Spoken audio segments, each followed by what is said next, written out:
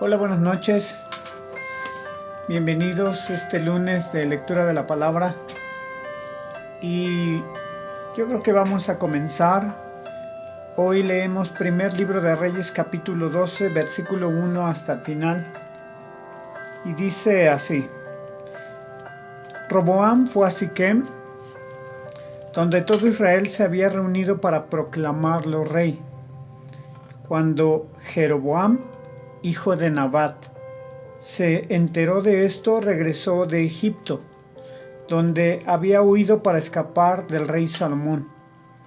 Entonces los líderes de Israel mandaron llamar a Jeroboam, y él junto con toda la asamblea de Israel fueron a hablar con Roboam.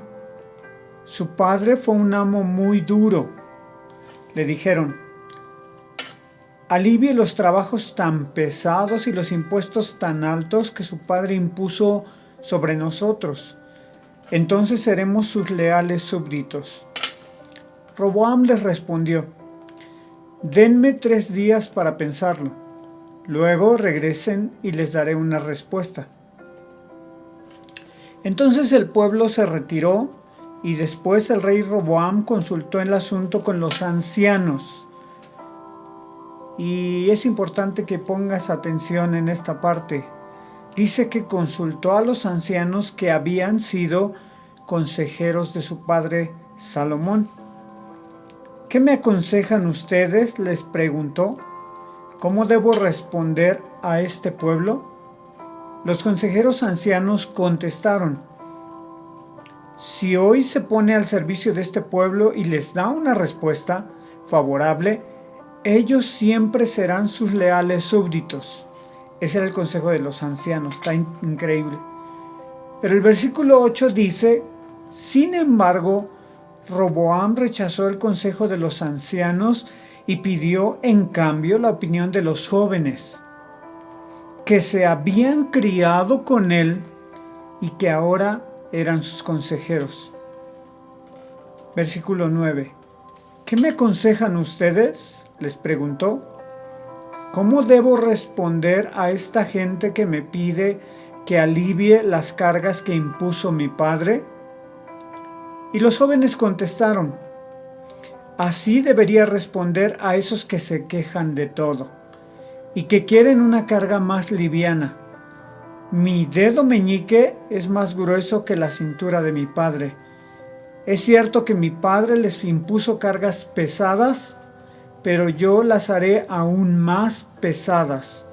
Mi padre los golpeaba con látigos, pero yo los azotaré con escorpiones. Tremenda respuesta, ¿va? Y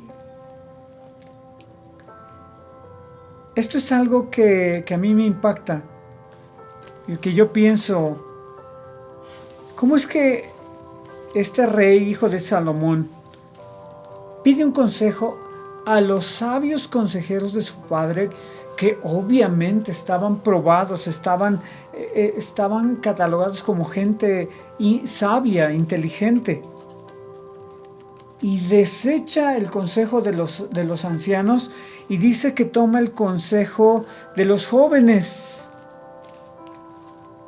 Y fíjense lo que responde. 3 días después, Jeroboam y toda la gente regresaron para conocer la decisión de Roboam, tal como el rey había ordenado. Entonces Roboam habló con dureza al pueblo porque rechazó el consejo de los ancianos y siguió el consejo de los más jóvenes. Así que le dijo al pueblo: mi padre les impuso cargas pesadas. Mi padre los golpeaba con látigos, pero yo los azotaré con escorpiones. Por lo tanto, el rey no prestó atención al pueblo. Y dice: este giro en la historia ocurrió por voluntad del Señor. Porque Dios ya tenía un plan. Ya se había profetizado lo que iba a pasar. Dice: porque cumplía el mensaje que el Señor le había dado a Jeroboam, hijo de Nabat, por medio del profeta Ahías de Silo. Cuando todos los israelitas se dieron cuenta de que el rey no iba a hacerles caso, respondieron: abajo la dinastía de David, no nos interesa para nada el hijo de Isaí. Regresa a tu casa, Israel, y tú, David, cuida de tu propia casa. Entonces el pueblo de Israel regresó a casa, pero Roboam siguió gobernando a los israelitas que vivían en las ciudades de Judá. Luego el rey Roboam envió a Adoniram, quien estaba a cargo del trabajo forzado, a restaurar el orden, pero el pueblo de Israel lo apedreó a muerte. El pueblo ya estaba rebelde, ¿verdad? Pero esto fue culpa del rey. Dice, cuando el rey Roboam se enteró, enseguida subió a su carro de guerra y huyó a Jerusalén. Hasta el día de hoy las tribus del norte de Israel se han negado a ser gobernadas por un descendiente de David. Y todo por una respuesta mal dicha. Versículo 20. Cuando los israelitas supieron que Jeroboam había regresado de Egipto, convocaron una asamblea y lo nombraron rey de todo Israel. Así que solo la tribu de Judá permaneció fiel a la familia de David. Y luego en el versículo 21 dice que mi título en la Biblia dice profecía de Semaías.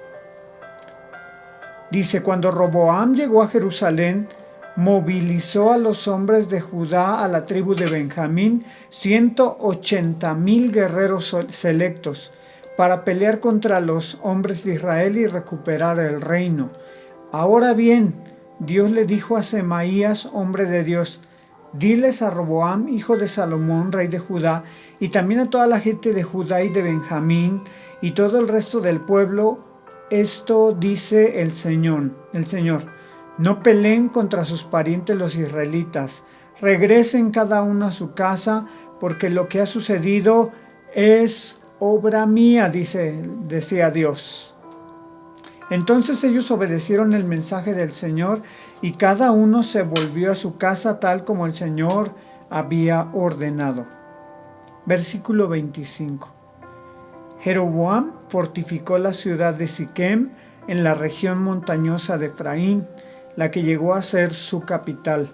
Tiempo después también fortificó la ciudad de Peniel. Jeroboam pensó: si no tengo cuidado, el reino volverá a la dinastía de David.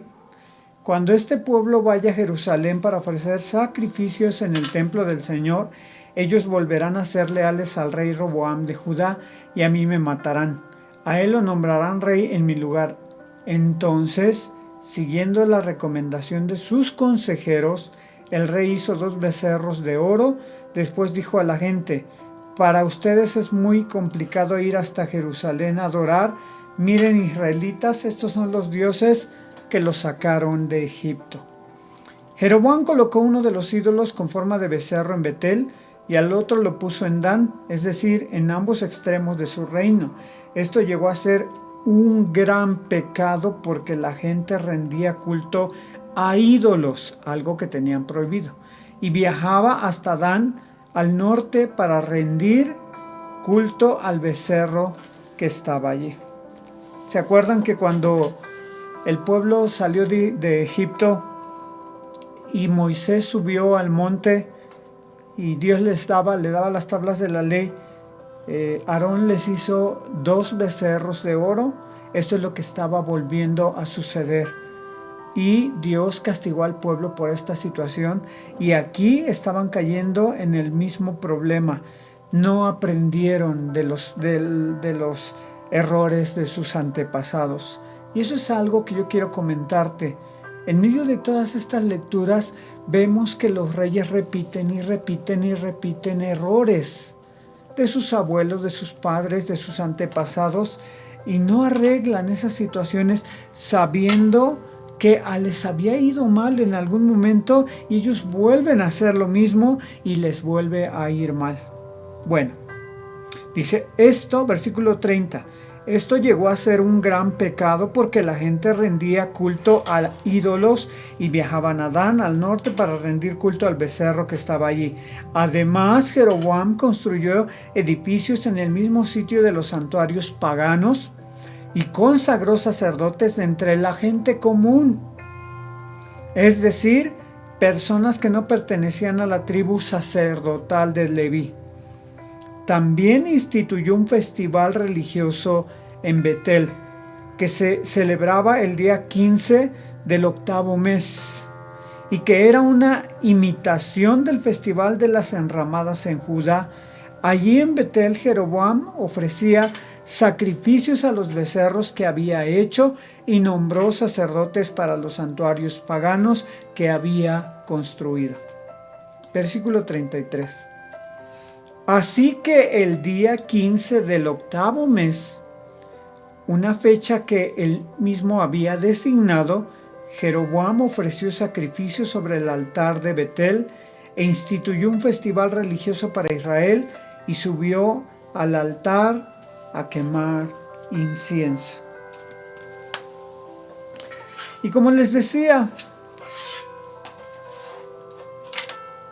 se vuelven a repetir los errores, pero aquí hay una diferencia. Ya estaba profetizado que después de David y de Salomón, realmente sus hijos iban a hacer cosas que no eran correctas. Y a causa del pecado de David, empezaron a suceder cosas después de que él murió, porque Dios fue tan bueno con David que no le permitió ver las consecuencias de sus pecados, pero había otros que iban a pagar eso. ¿Quiénes eran? Los hijos y los nietos, la descendencia de los hijos de los nietos de David. ¿Qué tan importante es que nosotros sepamos guiar a nuestros hijos a buscar a Dios, pero no solamente a buscar a Dios, sino a hacer lo correcto? ¿A qué me refiero con hacer lo correcto? Hacer lo que Dios nos ha encargado. Hay muchas maneras que podríamos servir a Dios. Ellos hicieron unos becerros pensando que estaban sirviendo a Dios, pero sin embargo estaban cayendo en el pecado de idolatría. No es solamente que sirvan a Dios, sino que sirvamos a Dios de la manera en la que Dios mismo dice, de la manera en la que Dios quiere. Así es que, por eso les decía, es tan importante, porque aquí el corazón del nieto de David se estaba desviando y no hizo caso a los consejos sabios. Qué importante es también guiar a nuestros hijos a escuchar el consejo, pero no solamente el consejo que ellos quieren oír, sino el consejo correcto, el consejo sabio. Bueno, pues esta es la lectura que nos tocaba el día de hoy. Me ha dado mucho gusto a todos los que se han conectado, y recuerden, somos Casa de Avivamiento Tulancingo, y yo sé que la palabra de Dios siempre trae bendición y siempre aprendemos algo. Buenas noches y hasta luego.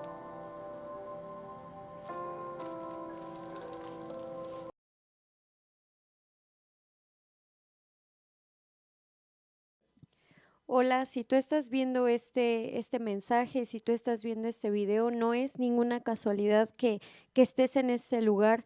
Dios te trajo porque tienes un propósito, tu vida tiene un propósito. En Eclesiastés 3:11, la palabra de Dios dice que todo lo hizo hermoso en su tiempo y puso eternidad en el corazón del hombre. Hay un pedazo en nuestro corazón, en tu corazón, en mi corazón, que solamente puede llenarse con el Señor. Ese espacio tiene el nombre, tiene la forma de Dios. A veces, sin embargo, nosotros buscamos llenarlo con otras cosas, llámese drogas, alcohol, religión, fama, trabajo, dinero y otros, pero tú y yo sabemos que nada de eso puede llenar ese vacío. Lo único que puede llenarlo es el Señor. Así que si tú estás cansado de la vida que llevas, si tú estás cansado de intentar llenar ese espacio con otras cosas que te ponen peor, si todo lo que has hecho, has intentado, no ha servido de nada, te invito a que tomes este momento, que tomes este reto, cierres tus ojos y puedas hacer esta oración conmigo. Señor, te doy gracias este día porque sé que tú eres el único que puede llenar el espacio en mi corazón que nada puede satisfacer. Te doy gracias porque reconozco que he pecado, reconozco que he intentado deshacerme de todo lo que has puesto en mi vida, pero también reconozco que tú has puesto en este momento este mensaje, me has puesto en esta vida para ser un ejemplo de que tú existes. Hoy te pido que escribas mi nombre en el libro de la vida y que me recibas con brazos abiertos, Señor, cuando llegue el momento de mi partida. En el nombre de Jesús, amén. Muchas gracias por hacer esta oración. Nos encantaría saber si tú hiciste esta pequeña oración junto con nosotros, y pues nos gozamos contigo porque nos vamos a ver en un futuro no muy lejano, no muy pronto, pero nos vamos a volver a ver en el cielo. Esperamos verte también aquí en la tierra y también te invitamos a que nos comentes, a que si tú necesitas un mensaje de ayuda, de apoyo, de lo que tú necesites, mandes mensaje a Facebook, a Instagram, también tenemos nuestra página web y que nos cuentes qué es lo que ha hecho el Señor contigo. Dios te bendiga.